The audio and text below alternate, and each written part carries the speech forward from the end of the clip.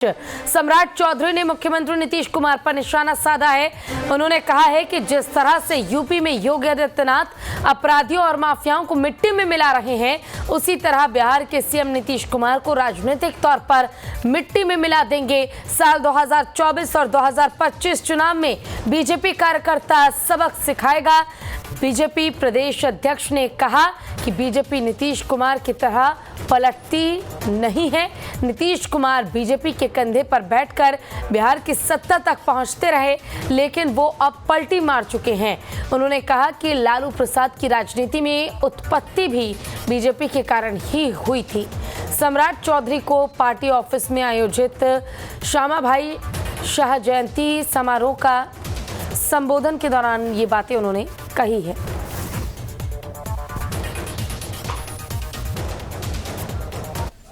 हमारे नेता नरेंद्र मोदी जी के कमिटमेंट को जब उन्होंने पूरा किया 2020 में, क्योंकि घोषणा किया था कि हमारे मुख्यमंत्री नीतीश कुमार होंगे, उसके बाद भी वो भाग गए।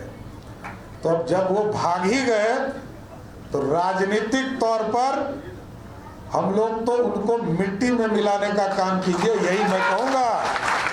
2024 और 25 में ये हम लोगों को पूरी तरह कमिटमेंट करना होगा साथियों।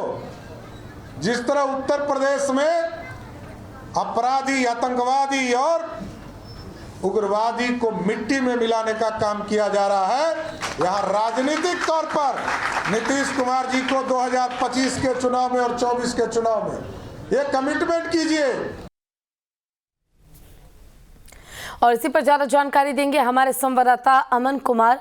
अमन, सम्राट चौधरी ने साफ नीतीश कुमार पर हमला तो बोला ही, लेकिन 2024-2025 चुनाव को लेकर भी दावा किया है कि बीजेपी प्रचंड बहुमत से जीतेगी। क्या लगता है, ये एकमात्र बयानबाजी है या ओवर कॉन्फिडेंस है, या फिर जो ये कॉन्फिडेंस है ये बीजेपी को बिल्कुल ठीक है बिहार को लेकर?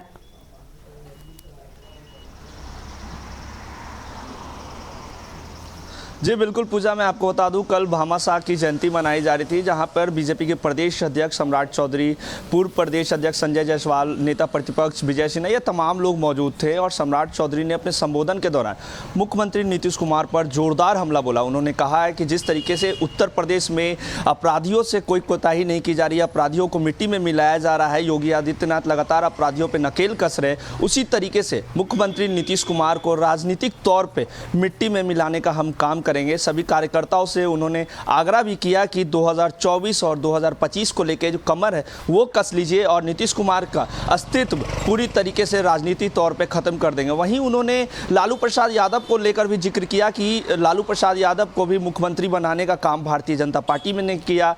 मुख्यमंत्री नीतीश कुमार को 5 बार का मुख्यमंत्री बनाने का काम भारतीय जनता पार्टी ने किया। वहीं 2020 के चुनाव का भी जिक्र करते हुए उन्होंने कहा है कि 2020 के चुनाव में प्रधानमंत्री नरेंद्र मोदी ने नीतीश कुमार से ये कहा था कि 2020 का चुनाव हमारे लिए बहुत महत्वपूर्ण है। और उसके बाद 2020 में नीतीश कुमार की सरकार बनी, नीतीश कुमार मुख्यमंत्री बने, भारतीय जनता पार्टी सहयोगी दल के साथ थी। लेकिन जिस तरीके से नीतीश कुमार ने पलटी मारा, उसके बाद से ही सम्राट चौधरी हमलावर रहते थे, लगातार नीतीश कुमार पे बयानबाजी करते थे। और कल भामाशाह की जयंती पर उन्होंने एक बड़ा बयान दे दिया। उन्होंने कहा कि राजनीतिक तौर पर नीतीश कुमार को मिट्टी में मिला देंगे और सभी कार्यकर्ताओं ने उनका जोशी से स्वागत किया इस बयान के बाद। अब देखने वाली बात यह है कि जिस तरीके से सम्राट चौधरी लगातार बयानबाजी कर रहे हैं और अपने कार्यकर्ताओं को आश्वस्त कर रहे हैं कि आप घबराइए मत, 2024 और 2025 का जो चुनाव है वो भारतीय जनता पार्टी अपने दम पर चुनाव लड़ेगी। पूजा बिल्कुल अमन, देखिए लेकिन इस दौरान एक बड़ा सवाल ये भी उठता है, क्योंकि चुनाव भी अब नजदीक है, चाहे 2024 हो या 25 हो। अगर बीजेपी को मालूम है कि बीजेपी बहुत मजबूत पार्टी है, नीतीश कुमार को मिट्टी में मिला देगी और नीतीश कुमार पर तमाम जो बातें उनको लेकर कही गई, एक सवाल जरूर उठता है कि अगर बीजेपी इतनी ही मजबूत पार्टी है, बीजेपी को मालूम था कि नीतीश कुमार ठीक नहीं है हमारी पार्टी के लिए, तो आखिर अब तक 3 बार ऐसा हो चुका है कि नीतीश कुमार सीएम बन गए, आपने कोई अपना चेहरा क्यों नहीं उतारा? आप अपना चेहरा लेकर आइए और मैदान में उसे उतारिए और आप प्रचंड बहुमत से अकेले जीतिए। अलायंस की आपको जरूरत ही नहीं थी।